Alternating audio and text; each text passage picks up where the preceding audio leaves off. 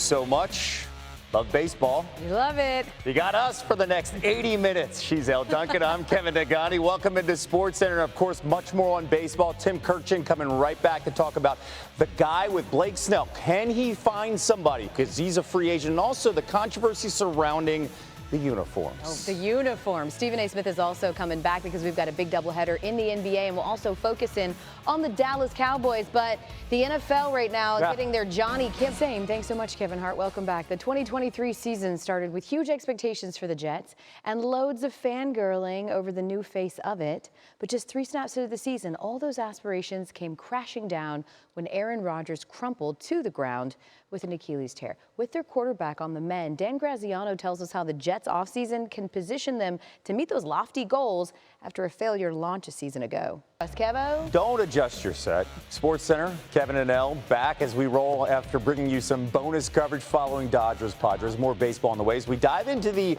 uniform controversy. Thankfully, these are not see-through, and how the league is addressing it. You have a jacket on, so cover it either way. Plus, Stephen A. Smith's going to be by ahead of a really big doubleheader that I just mentioned, and our NFL offseason series continues. We'll zero in on them boys, but we're getting our Johnny Kemp on in the NFL. Stephen A. Smith, who's joining us now, head of NBA Countdown. And Stephen A., we already know that the T-Wolves have been arguably the hottest team in the NBA, but the one thing they lack, Stephen A., is experience. So how much do you trust them to really make a deep postseason run?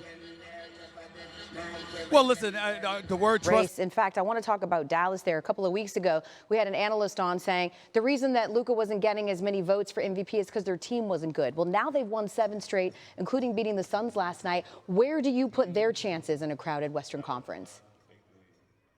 Well, you got to give them a chance because Dallas 15-1 to win the West, Minnesota at 8-1. All right, Stephen A. Smith. It's not a call out. Let's say it was a call up for Zion Williamson on Get Up this morning.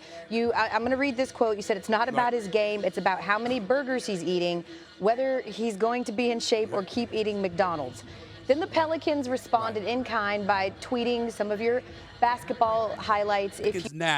Right now, you're a decent team, but you've won nothing. And you're going to take an opportunity to try and troll me. Good luck with that. Because here's what May and June and beyond. When's the last time the New Orleans Pelicans won a championship? When has that happened? We haven't talked about them in quite some time. Remember that. Let that be a lesson to the Pelicans. In a battle of wits, Stephen A. Smith is a heavyweight. Yes. But only in name, because you are looking very svelte, Stephen A. Smith. You're certainly right about that. Very much. Thanks for joining us. We'll see you on NBA Countdown in a minute. It's Friday, time for Taking the L, and this was the week for spicy press conferences. Coaches showing no regard for time, place, or language, like Missouri head coach Dennis Gates, who went ducking off after his team's latest loss. Hey, Coach, that is not at all how that works. And for what it's worth, your team is 0 for their last 13, so I'm not sure it's like rebounding that's the problem, so much as just like basketballing in general. Well, the bright side, I guess, for Mizzou is that at least their coach didn't go all, I'm a celebrity, get me out of here, like St. John's coach Rick Pitino. I guess that's one approach to recruiting, but, you know, at least Pitino said it with his chest, unlike the Mavericks fans that called Kevin Durant the B word before eventually being called out on it. Oh my God, I love this so much, mostly because it proves what we already knew, that when forced to actually look the subject of your trolling in the eye, you big talkers shrink like violets, and then all of a sudden, turns into, how's your podcast going? Okay, love you, Kevin. I love ya. High 28 points per game.